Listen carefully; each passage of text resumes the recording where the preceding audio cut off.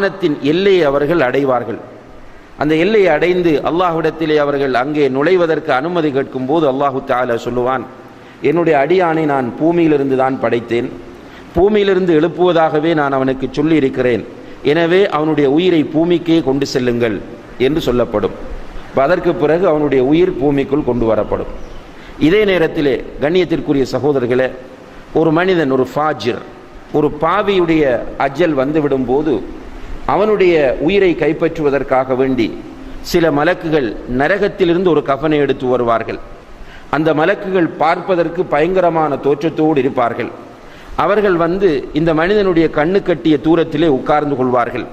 அப்போது மலக்குல் மௌத் அலைஹிஸ்ஸலாம் அவர்கள் வந்து அவனுடைய தலைமாட்டிலே உட்கார்ந்து கொள்வார். உட்கார்ந்து கொண்டு, யா ரூஹல் ஹபீஸா, கெட்ட ஆத்மாவே, உஹ்ருஜி இலா சஹத்தி மின் அல்லாஹி வ அஸாப், அல்லாஹ்வுடைய கோபத்தின்பாலும் அவனுடைய தண்டனையின்